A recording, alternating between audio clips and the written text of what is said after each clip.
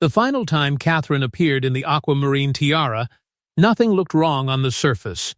She smiled, stood perfectly, and followed every royal rule. But behind the polished photographs, watchers later claimed one detail made the entire evening feel like the beginning of a quiet royal fracture. At first, it seemed like another flawless royal appearance. Catherine arrived with the kind of calm the public had come to expect from her. No rushed movements, no careless words, no crack in the polished surface. The aquamarine tiara rested above her with a cool, delicate brightness, soft enough to look graceful, yet powerful enough to remind everyone that royal jewels are never chosen by accident. They do not simply match a gown. They match a message, and on that night, the message felt different. Catherine looked composed, but not untouched. There was a distance in her silence, a stillness that made some watchers feel she knew something others did not. She smiled when she was meant to smile. She stood where she was meant to stand. She carried herself with perfect discipline. But beneath that discipline, there seemed to be a quiet weight. Not fear, not anger, something more controlled than both. The kind of restraint that appears when a person has already made a decision but cannot yet reveal it. Later, royal watchers began going back over every small detail. They studied the way Catherine held her shoulders. They questioned why her expression seemed warm, yet guarded. They noticed the careful spacing between senior royals, the brief glances that did not linger, and the faces that seemed to avoid one another at precisely the wrong moments. In the monarchy, these tiny things matter. A step too far away can say what no statement ever will. A missing look can expose a buried tension. And a tiara, worn on the wrong night, can become a warning. For years, the aquamarine tiara had been seen as a symbol of softness and stability. Its pale stones gave Catherine an air of quiet elegance, less severe than diamonds, less mournful than pearls, but still deeply royal. It suggested calm waters, controlled emotions, and a future that seemed steady. But that evening, the same tiara seemed heavier. It no longer looked like a simple jewel of grace. It looked like something borrowed from an older promise, something tied to whispered rules about inheritance, rank, and who would one day hold the brightest pieces in the vault. That was where the tension began to sharpen. Catherine was not queen yet, but she carried the image of the future. Camilla was queen now, but her position still carried the shadows of the past. Between them stood an invisible line, one drawn not by open conflict, but by titles, memory, public feeling, and palace control. Catherine's aquamarine tiara seemed to sit directly on that line. To some, it made her look like the monarchy's next chapter before the current one had fully secured its place. And then, after that appearance, the tiara disappeared from Catherine's public story. Not dramatically, not with explanation. It simply stopped appearing. Catherine began turning toward other jewels, pieces with clearer emotional roots, pieces linked more openly to Diana, to the late queen, or to the direct line of succession. The shift was subtle, but royal watchers noticed. They always notice, because in that world, every brooch, necklace, and tiara is managed with care. Nothing valuable enters public view without meaning. Nothing vanishes without leaving a question behind. The silence made it worse. No one explained why the aquamarine tiara had been set aside. No palace aide offered a harmless reason. No official voice softened the mystery. And that absence created its own kind of noise. It suggested that the tiara had not been wrong because it was unsuitable. It had become dangerous because it was too symbolic, too connected to Catherine's rising image, too close to the question no one inside the palace wanted spoken aloud. Perhaps someone had advised her to stop wearing it. Perhaps the warning came quietly, through tradition, protocol, or a carefully worded suggestion. Perhaps Catherine understood without being told twice, because sometimes in royal life, the command is never spoken directly. It arrives as a pause, a glance, a note from an aide, a reminder of sensitivity. And Catherine, trained in the brutal art of silence, would have known exactly what it meant. And then came the theory royal watchers could not stop whispering the one that turned a missing tiara into a palace warning. Royal watchers believe Catherine did not simply stop wearing the aquamarine tiara by choice. Their theory is far sharper. The tiara had become a silent symbol of future queenship, and once Camilla understood that, the palace could no longer allow Catherine to wear it freely. That was the whisper that changed everything. The missing tiara was no longer seen as a forgotten jewel or a harmless change in style. It became a signal, a warning. A quiet battlefield hidden behind diamonds, protocol, and polished smiles. According to the theory spreading among royal watchers, Catherine stopped wearing the aquamarine tiara because it had begun to speak too loudly, not with sound, but with meaning. Every time she wore it, it seemed to tell the public something the palace was not ready to admit. Catherine was not just the Princess of Wales. She was the future queen. And that message was dangerous. In this version of the story, Camilla's circle allegedly noticed what the public noticed. Catherine did not need to force attention. She did not need to compete openly. She only had to appear, calm and controlled, with the aquamarine stones resting above her, and suddenly the conversation shifted. The tiara gave her a cool kind of authority, softer than a crown, but sharp enough to cut through royal hierarchy. It made her look modern, steady, beloved, and prepared. It turned her silence into power. And for a monarchy still trying to protect Camilla's place beside Charles, that was a problem no one could say out loud. Because Camilla's authority had been hard-won. Her title was official, but public acceptance had come slowly, painfully, and under the shadow of old wounds. Catherine's popularity, by contrast, carried a different kind of force. It felt easier, cleaner, more emotionally secure. People looked at Catherine and saw continuity. They saw Diana's memory soften through William's family. They saw the next reign waiting in plain sight. And whenever Catherine wore the aquamarine tiara, that future seemed to step closer. That is why royal watchers believe the jewel became more than decoration. It became a future queen symbol. The pale blue stones suggested calm, but beneath that calm was a ruthless royal truth. The public often loves the future before it has finished accepting the present. And if Catherine looked more queenly than the queen herself, even unintentionally, the palace risked creating a story it could not control. Camilla did not need to say anything publicly. In royal life, power rarely moves that way. Pressure comes through softer channels, a revised schedule, a different dress suggestion, a reminder about tone, a quiet conversation with an aide, a phrase like, "Perhaps another piece would be more suitable." That is how palace control works at its most effective. It does not shout, it adjusts, it redirects. It makes the person affected appear as though the decision was always theirs. So the theory goes like this. Catherine was encouraged to step away from the aquamarine tiara before the headlines became too pointed.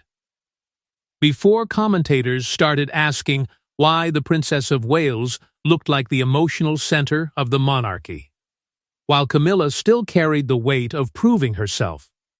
Before the jewel became a public comparison, neither woman had openly invited, but both were forced to live inside. And Catherine, according to watchers, understood the danger instantly. Her decision to stop wearing it was not weakness. It was discipline.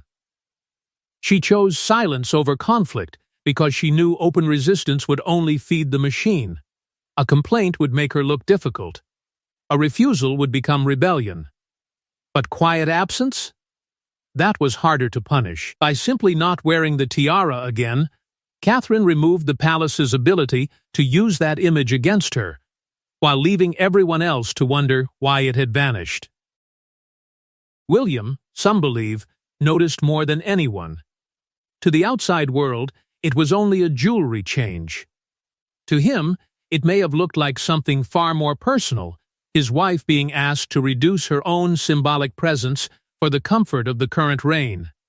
And that would have touched an older wound, a memory of what happens when royal women are praised by the public but pressured behind closed doors. A reminder that popularity inside the monarchy can be both a blessing and a threat. That is why the timing felt too perfect to ignore. Catherine's aquamarine tiara disappeared at the very moment the palace was most sensitive about rank, succession, Camilla's authority, and the quiet rivalry between official power and public affection. The tiara had become too loaded, too noticed, too capable of saying what no royal statement would dare put into words. And perhaps Catherine's quiet refusal to wear it again was not surrender at all. Perhaps it was her way of refusing to let the palace turn her image into a weapon, refusing to let a jewel define the battle before she was ready to fight it. She did not argue. She did not explain. She simply stepped away from the tiara and allowed the silence to become stronger than any denial. But to understand why one tiara could cause such fear, we have to go deeper into the secret language of royal jewels. Inside the monarchy, jewels speak louder than speeches. A necklace can forgive, a brooch can punish, and a tiara can announce who is rising before anyone dares to say it. That is why Catherine's missing aquamarine tiara became more dangerous than any public argument. To the outside world, royal jewels may look like beauty, wealth, and tradition. But inside the palace, they carry a language older than most living royals.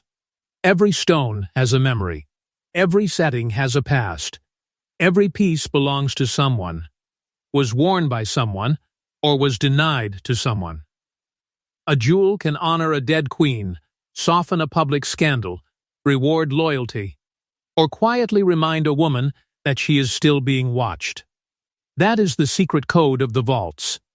Nothing is neutral. Nothing is simply pretty.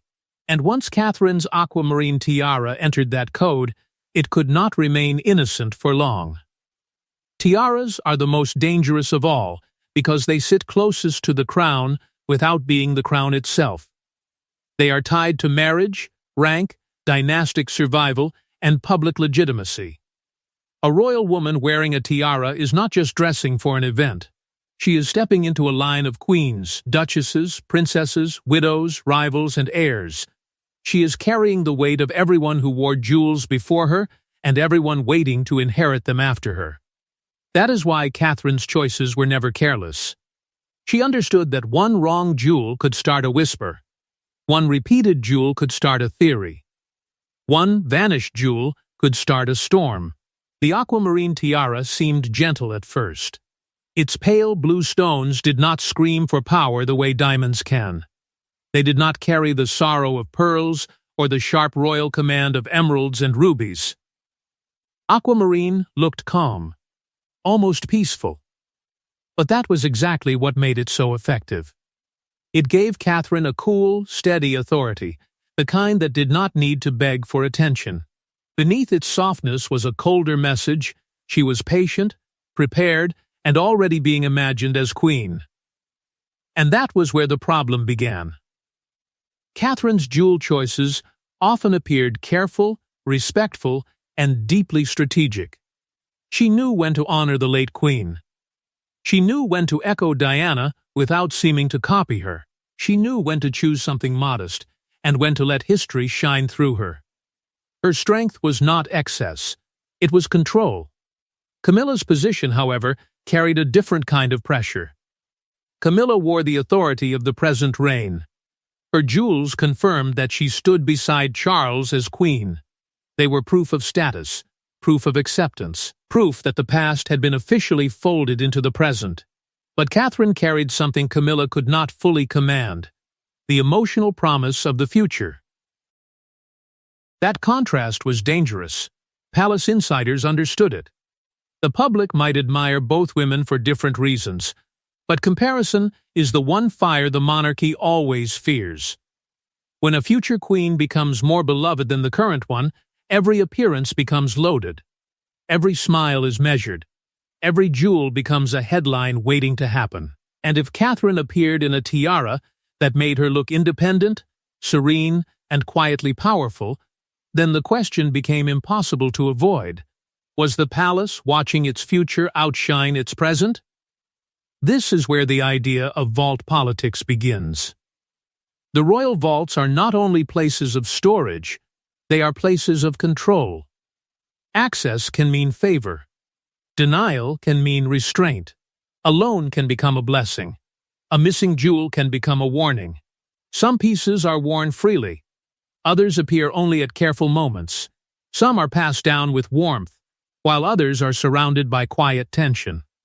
In that hidden world, the Aquamarine Tiara may have crossed an invisible line.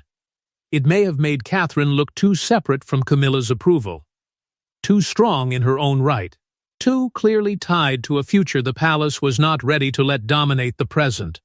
And when jewels disappear, there is always more than one possible reason. They can be retired. They can be reassigned. They can be held back. They can become disputed. Or, most chilling of all, they can be deliberately withheld because their meaning has grown too powerful. Catherine may have understood that better than anyone. She may have realized that wearing the tiara again would not simply be a fashion choice. It would be read as a statement. It would pull her back into a silent contest she had no interest in making public. So perhaps her choice was not only personal. Perhaps it was protective. Protective of her image. Protective of William. Protective of the future role she was still preparing to inherit. And maybe, in stepping away from the Aquamarine Tiara, Catherine was not giving up a jewel at all. She was refusing to let the palace decide what her silence meant. Because if the tiara carried a message, then the real question becomes darker. Who was afraid of that message reaching the public? Camilla's power was never built through spectacle. It grew quietly, room by room, title by title, jewel by jewel. And according to royal watchers, the Aquamarine Tiara exposed the one thing the palace feared most. Catherine could command attention without ever demanding it. That was the danger. Catherine did not have to challenge anyone. She did not need a dramatic gesture or a whispered complaint. She only had to appear with calm confidence, and the room seemed to rearrange itself around her. This was the quiet force that made the Aquamarine Tiara so complicated. It did not look like a weapon. It looked graceful. It looked soft. But in the world of royal power, softness can be more threatening than open defiance, because it wins sympathy before anyone realizes a battle has begun. Camilla's position as queen was official, powerful, and written into the structure of the reign. She stood beside Charles, not as a guest, not as a shadow, but as a crowned figure within the monarchy's new chapter. Yet even with that authority, her place carried emotional weight. For some, her title represented endurance and survival. For others, it reopened memories the palace had spent years trying to soften. That made every public image important. Every appearance had to confirm stability. Every jewel had to say that the reign was settled, accepted, and secure. And that is where the vaults mattered. Jewels gave Camilla visible authority. They placed history around her neck, on her gowns, and above her head. They told the world that the institution had accepted her, that the past had been folded into the present, that she now belonged inside the highest circle of royal symbolism. A tiara on Camilla was not just decoration. It was proof. Proof of rank. Proof of survival. Proof that she had crossed a line once thought impossible. But Catherine created a different kind of problem. Her power came from what people felt when they looked at her. She represented the future, the children of the next reign, the continuation of Diana's bloodline, and the promise of a monarchy that could feel softer without looking weaker. She could not be pushed too far down, because the public expected her to shine. But she also could not shine too brightly, because then the comparison became dangerous. The palace needed Catherine visible, admired, and loyal. but not so radiant that she appeared to overtake the queen. That balance was almost impossible. According to royal watchers, this is where Camilla's shadow over the vaults became less about simple jealousy and more about protecting the image of the reign. The concern was not only whether Catherine looked beautiful in the aquamarine tiara. The concern was what people believed when they saw her in it. Did they see a princess paying respect to tradition? Or did they see the future queen already stepping into emotional power before the present queen had fully claimed her place? Palace aides understand these dangers before the public does. They are the silent operators of monarchy, the people who smooth tensions before they become scandals.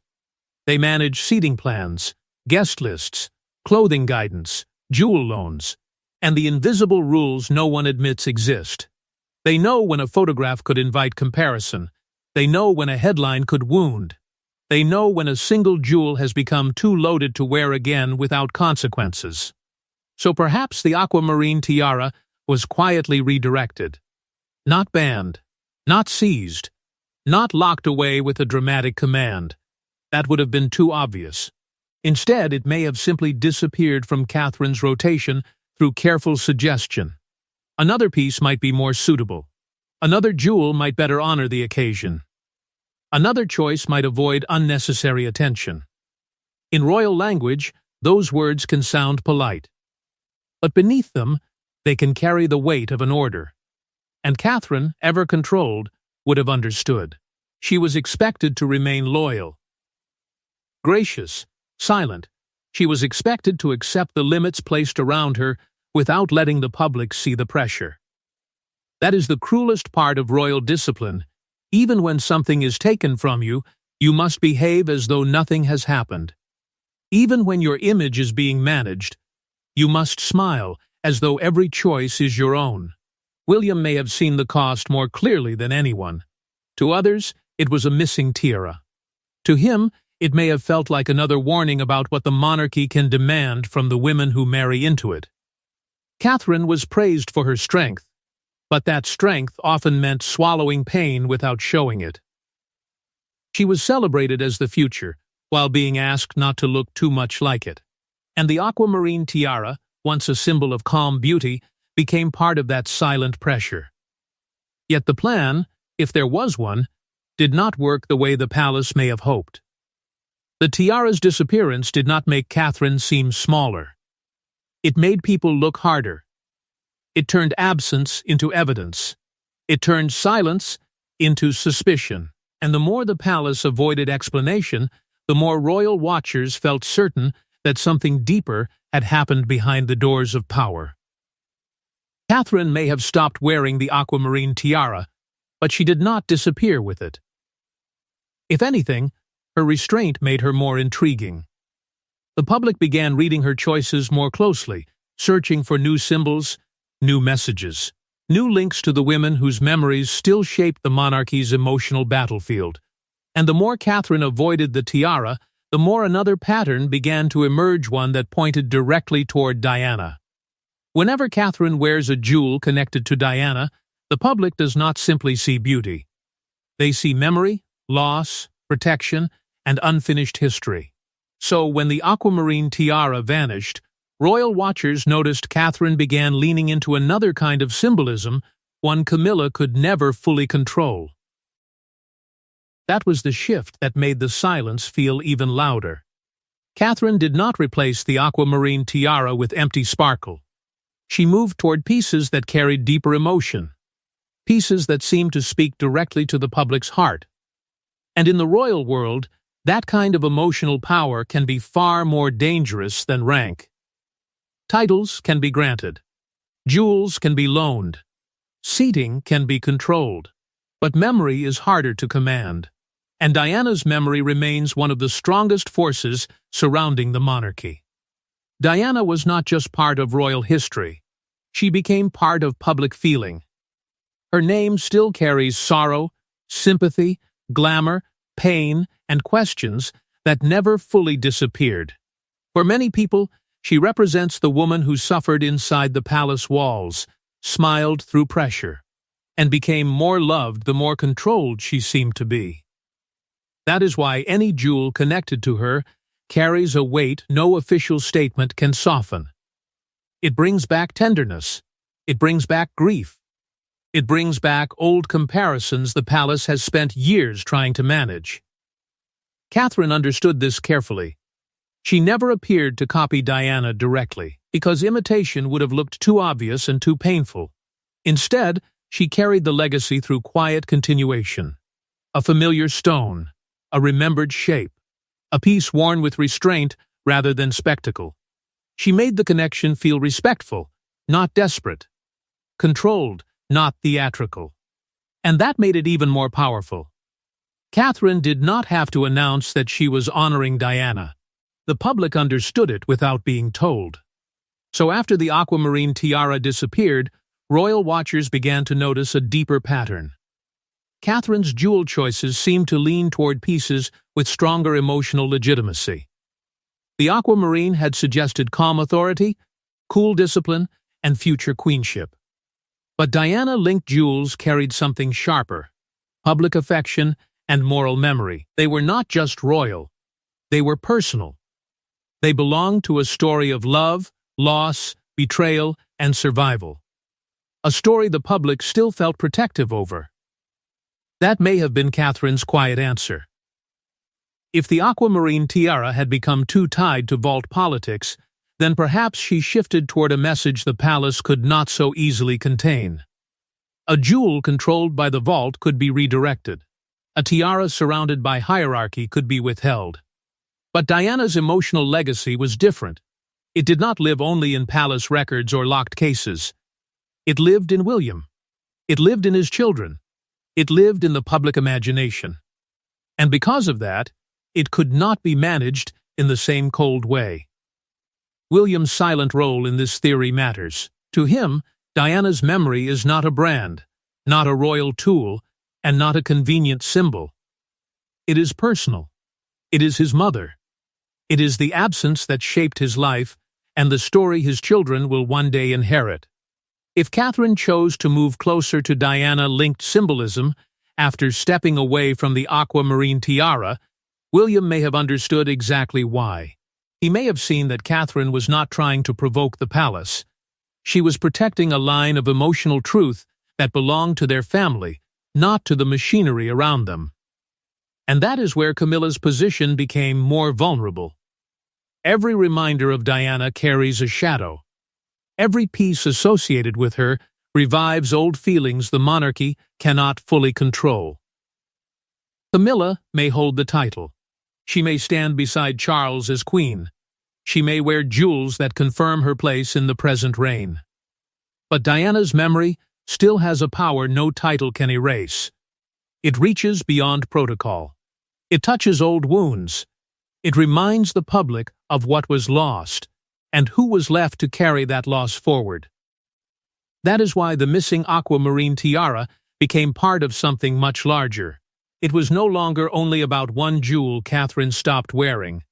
It became a symbolic battle between official power and emotional inheritance. Camilla represented the authority of the crown as it stood. Catherine represented the future shaped by memory, duty, and public trust. And Diana's presence, though unspoken, moved through the story like a force the palace could feel, but never fully name. By not wearing the Aquamarine Tiara, Catherine did not become weaker. She became harder to read. And in the monarchy, being hard to read can be its own kind of strength. She allowed the public to wonder. She allowed royal watchers to connect the dots. She allowed the absence to ask the question for her. Why would a future queen step away from a jewel that suited her so perfectly? Why would the palace remain silent if the answer was harmless? The more Catherine avoided it, the more meaning gathered around the empty space. The tiara was gone, but the mystery stayed. And in that mystery, Catherine found something stronger than sparkle. She found the power of suggestion, the power of memory, the power of making people look closer without ever saying a word. But palace silence has a cost, and soon the missing tiara began creating exactly what the monarchy wanted to avoid: suspicion. The palace has survived scandals by saying nothing. But silence only works when the public stops asking questions. This time, Catherine's missing aquamarine tiara became a blank space people filled with theories, and each theory made the royal vaults feel more secretive than ever. At first, the silence may have seemed safe. That is how the palace often handles discomfort. No denial, no explanation, no dramatic correction. Just a smooth wall of quiet, polished enough to make the public feel there is nothing more to see. But the problem with Catherine's missing aquamarine tiara was simple. People had already seen enough to wonder. They had seen her wear it. They had seen how naturally it suited her. They had watched it become part of her royal image. And then, suddenly, they saw it vanish. That absence became louder than any announcement. Royal watchers began doing what royal watchers always do when the palace refuses to speak. They built timelines. They compared dates. They studied banquet appearances, formal portraits, jewel choices, family gatherings, and state events. They looked at what Catherine wore before the tiara disappeared and what she chose after. They noticed when she leaned toward pieces linked to Diana, the late queen, or the direct royal line. They questioned why one tiara had faded while other jewels remained safely in rotation. And with every comparison, the mystery grew heavier. The palace may have underestimated how closely Catherine's choices were studied. Her clothing was never just clothing to her audience. Her jewels were never just jewels. Fans saw tribute. Critics saw messaging. Commentators saw palace strategy. Every earring, brooch, necklace, and tiara became part of a larger conversation about loyalty, rank, grief, and future power. So when the aquamarine tiara stopped appearing, it did not feel random. It felt edited. Managed, removed from the story before it could reveal too much. Soon, the theories multiplied. Some believed the tiara had been quietly withheld, kept from Catherine because it had become too connected to her rising image. Others claimed Catherine retired it herself, sensing that its meaning had grown too dangerous. Another theory pointed toward Camilla's team, suggesting they objected to the way the jewel made Catherine look more symbolic, more beloved, more future-facing.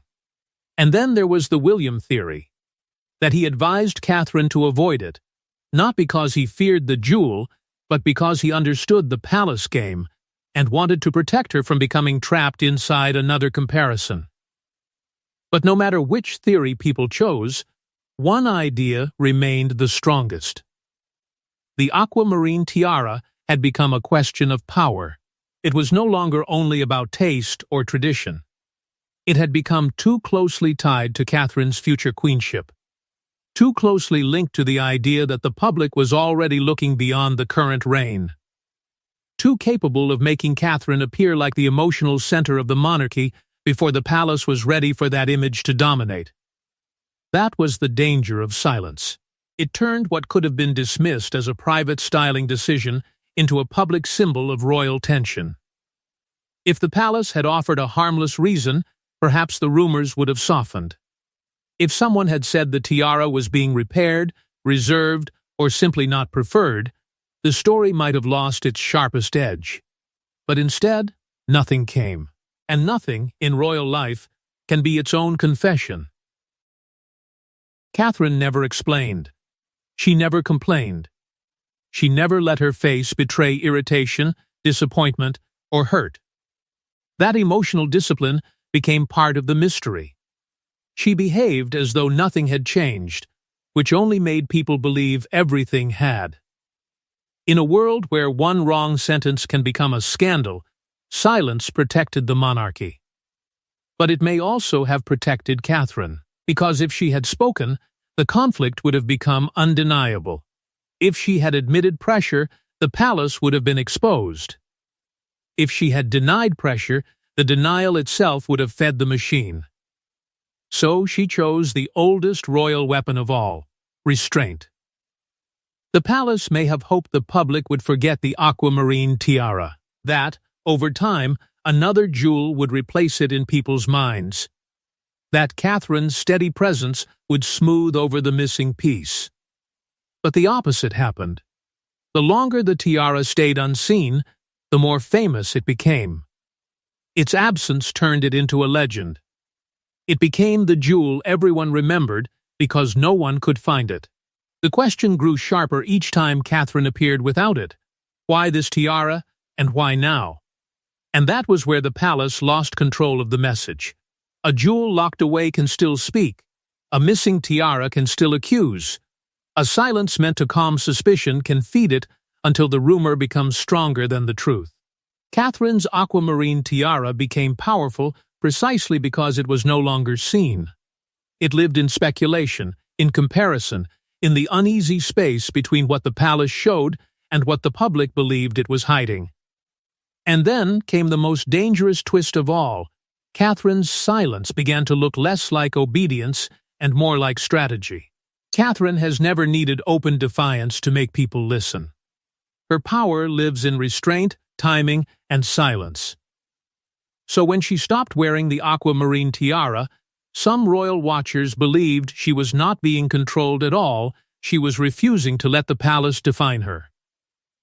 That was the twist no one expected. For so long, the missing tiara had been treated like evidence of pressure, like proof that Catherine had been quietly pushed away from a jewel that made her look too powerful. But another reading began to emerge, one far more dangerous for the palace. What if Catherine had not been forced into silence? What if she had chosen it? What if the absence was not a wound, but a weapon? In royal life, choosing not to wear something can be just as meaningful as wearing it. A jewel can honor, but its absence can accuse. A tiara can confirm rank, but refusing it can suggest control. Catherine understood this world well enough to know that every public appearance would be studied, every detail pulled apart, every missing piece turned into a question.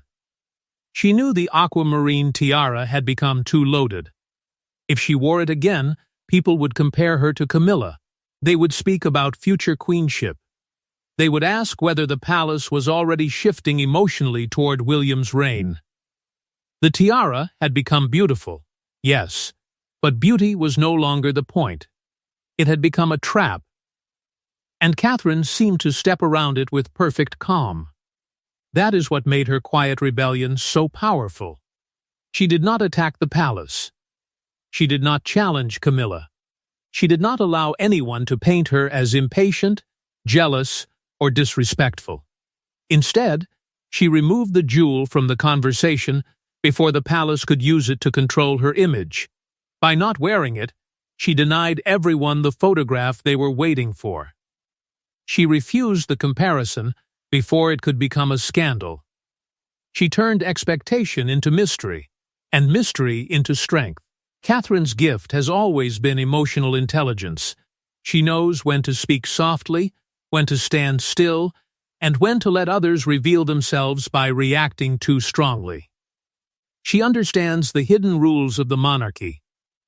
Never show irritation, never explain too much, never allow private pressure to become public weakness. But understanding those rules does not mean surrendering to them. Sometimes survival inside the royal machine means obeying on the surface while quietly taking back control underneath. That may be what happened with the aquamarine tiara. If palace aides wanted to manage its meaning, Catherine gave them nothing to manage. If Camilla's circle worried about comparison, Catherine stepped away without making it look like defeat.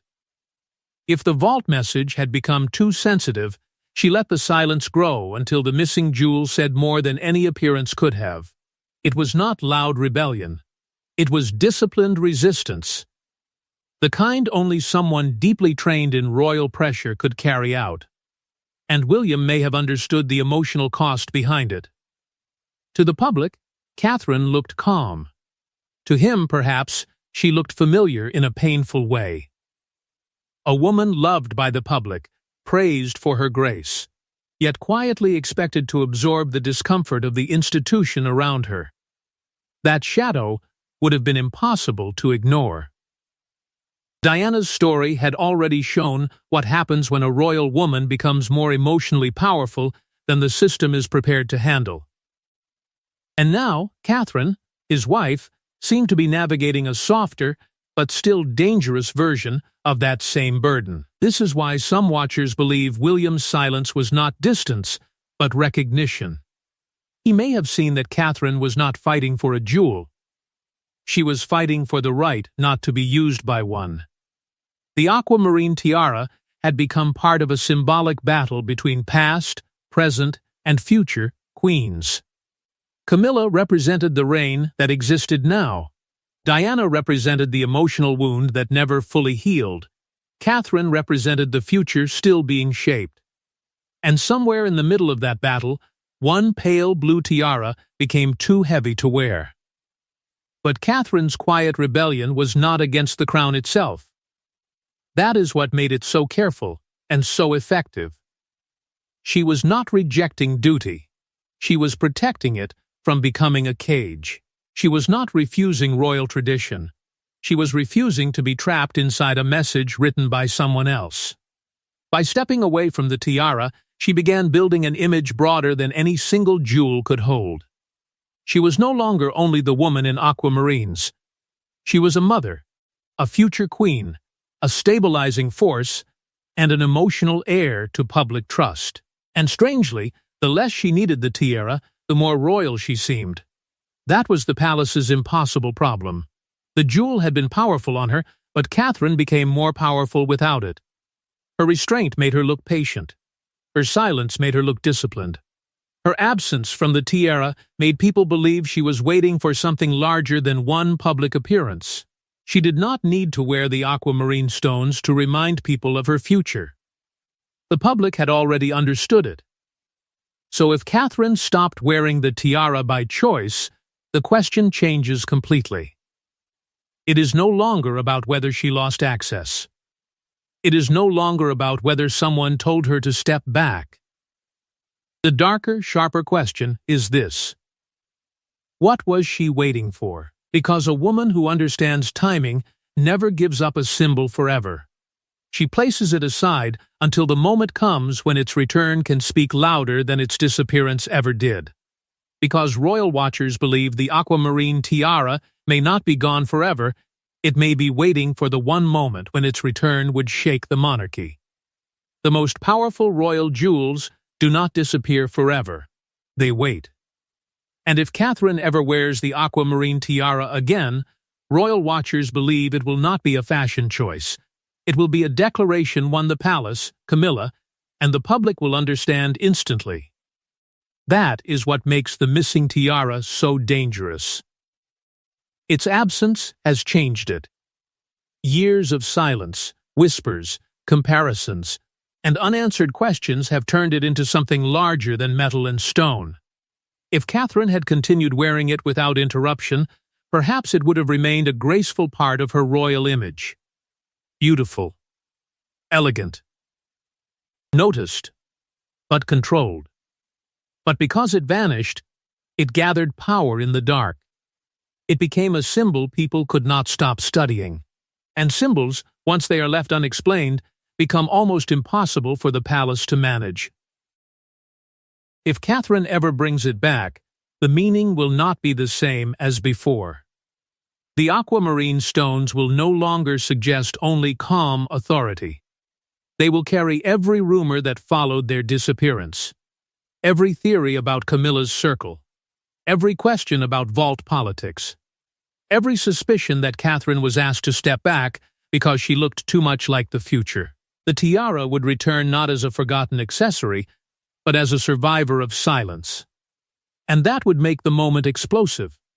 Royal watchers believe such a return would not happen casually. Catherine would not choose it for an ordinary evening or a harmless gathering.